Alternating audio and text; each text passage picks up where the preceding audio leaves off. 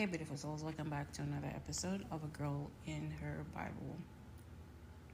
So, today's conversation or today's episode is about connection and loneliness, right? Like, why are we so connected but so lonely? Like, I want to ask you a question and see if you can answer that question, right? When was the last time you felt like truly known? Not liked, not followed, not texted. Not wanted because of like what you can do for somebody, but like known.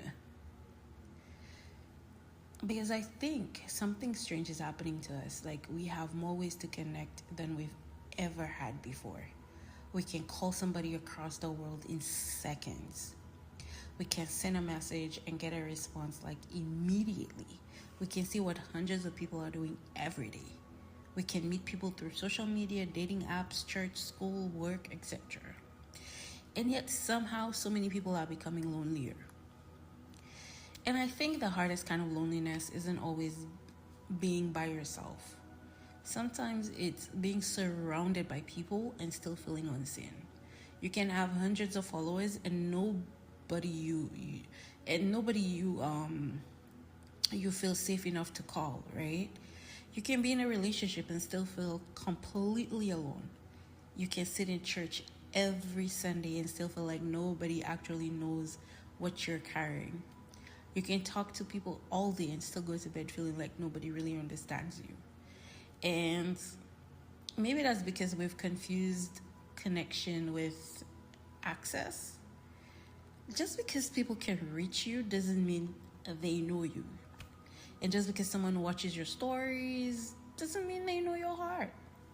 Just because someone knows what you look like, where you went, what you bought, who you're dating, or what you're doing, doesn't mean they know you. And social media has made this even more complicated because we can create ourselves now. We can show people the beautiful parts, the outfit, the vacation, the relationship, the accomplishments, the Bible verse, the smile. But we don't necessarily show them the anxiety, the grief, the insecurity, the loneliness, the confusion, the nights when we're questioning everything. So everybody knows about us, but very few people actually know us.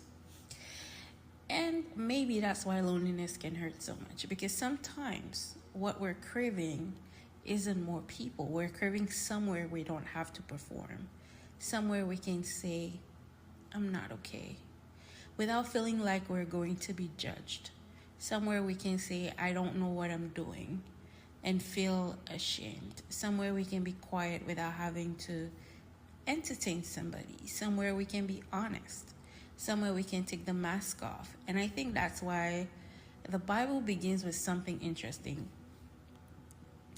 In Genesis chapter 2, verse 18, God says, it is not good that the man should be alone. Think about that.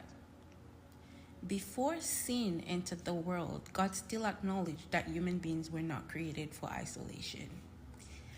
We were created for relationship, for community, for fellowship, for one another. But somehow along the way, we started asking people to fulfill needs that only God can ultimately fulfill. And at the same time, we started expecting God to give us deep relationships while we're sometimes unwilling to actually let people get close to us. We want intimacy without vulnerability. We want community without inconvenience. We want friendship without commitment. We want somebody to know everything about us while we're terrified of actually being known. And I'm not saying this to shame anybody, because I understand why we do it. But some of us have been hurt. Some of us have trusted people who betrayed us. Some of us opened up and had our vulnerability used against us. So we learned how to protect ourselves. We learned how to keep people at a safe distance. We learned how to stay there, and then you pretend, and then you say, I'm good, even when we're actually not good. And eventually We can become so good at protecting ourselves that we don't realize we've also isolated ourselves. But here's the thing, being guarded and being healed are not always the same thing. Sometimes the walls that protected you in one season becomes the walls keeping love out in another.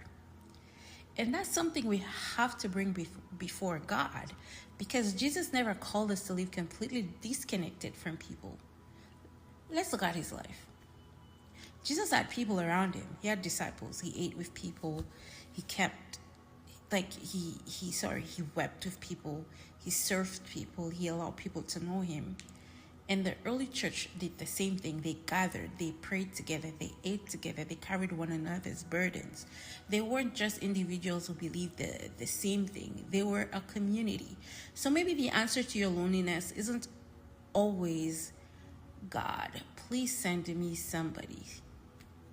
Maybe sometimes the prayer needs to be, God, teach me how to build healthy relationships. Teach me how to be vulnerable again. Teach me how to trust wisely. Teach me how to recognize safe people. Teach me how to be a good friend. Teach me how to communicate. Teach me how to stop running every time somebody gets close. Teach me how to receive love without constantly questioning whether I'm worthy of it. Or maybe you don't need another relationship right now. Maybe you need community. Maybe you need a friend who can actually you can actually sit with, right?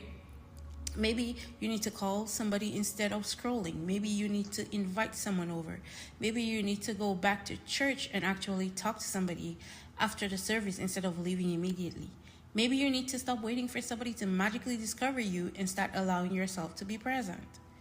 Because here's something else we don't talk about enough. Sometimes loneliness isn't just about who isn't around you. Sometimes it's about how disconnected you've become from yourself. Like, you've been so busy consuming everybody else's lives that you haven't sat long enough to ask yourself, how am I actually doing? You've been watching everybody else's relationships, everybody else's success, everybody else's ministry, everybody else's body, everybody else's life. And slowly you've stopped being present in your own. And maybe tonight, you don't need another person's life to look at. Maybe you need to put the phone down, sit with God, and be honest. Say, God, I'm lonely. Not, God, I'm fine. Not the polished prayer, not the Christian answer. Just, God, I'm lonely. I don't feel seen. I don't feel understood. I don't know what to do with this. And quite frankly, that's okay. Because God doesn't need you to perform for him. Psalm 139 says that he knows us completely.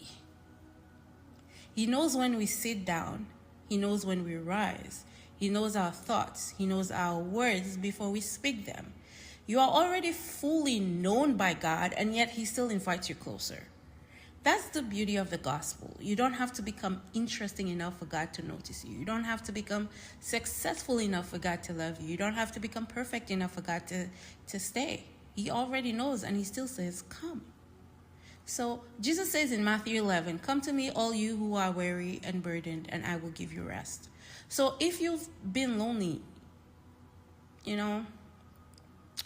I want you to hear me. Hear me. Listen to understand. Your loneliness does not mean you're forgotten. Being single doesn't mean you're unwanted. Being quiet doesn't mean God has abandoned you, right? Like when you're living these quiet moments in your life, like you're in a quiet season, right?